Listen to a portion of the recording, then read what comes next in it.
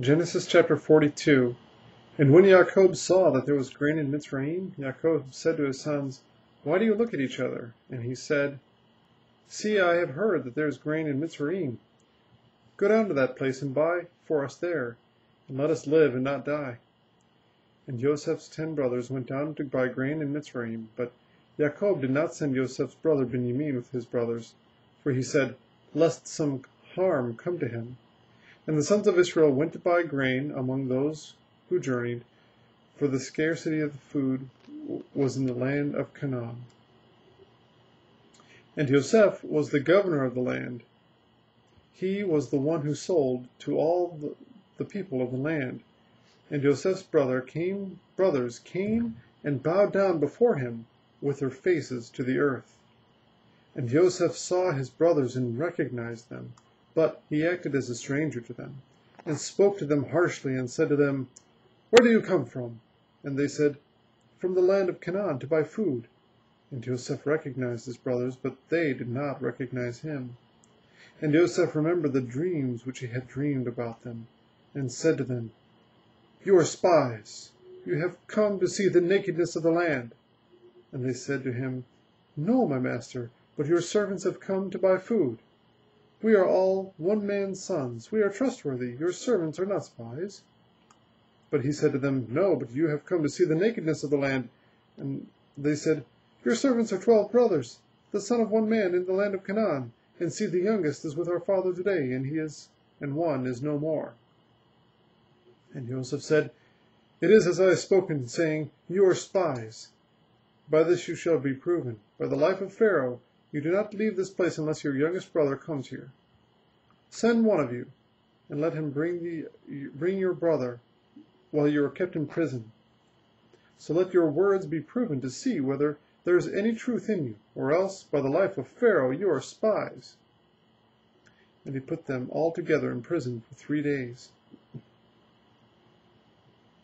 Now Joseph said to them on the 3rd day, "Do this and live, for I fear Elohim.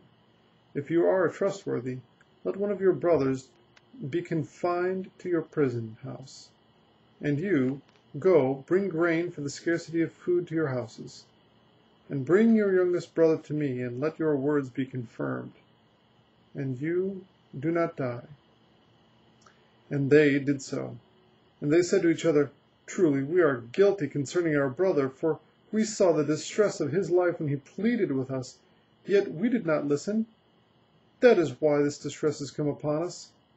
And Reuben answered, saying, "Did I not speak, saying, Do not sin against the boy? And you would not listen? And see, his blood now is required of us." And they did not know that Joseph understood them, for he spoke to them through an interpreter. And he turned himself away from them and wept, but came back to them and spoke to them. And he took Shimon from them and bound him before their eyes. And Joseph commanded, and they filled their sacks with grain, also to put back every man's silver in his sack, and to give them food for the journey. Thus it was done for them. So they loaded their donkeys with the grain and went from there. And as one of them opened his sack to give his donkey fodder at the lodging place, he saw the silver, and it was in the mouth of his sack. And he said to his brothers, "My silver has been returned, and there it is, in my sack." And their hearts sank, and they were afraid, saying to each other, "What is this that Elohim has done to us?"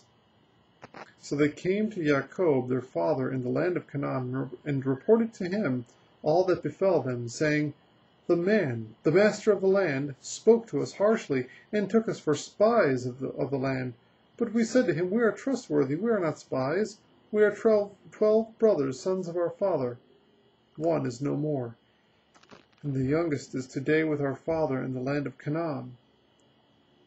And the master of the land, said to us, "By this I know that you are trustworthy.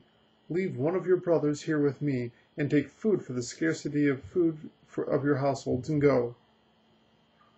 And bring your youngest brother to me. Then I know that you are not spies, but that you are trustworthy. I give your brother to you, and you move about in the land." And it came to be, as they entered their sacks, that, look, the bundle of each man's silver was in his sack. And when they and their father saw the bundles of silver, they were afraid. And Jacob their father said to them, "You have bereaved me. Joseph is no more, and Shimon is no more, and you would take Benjamin?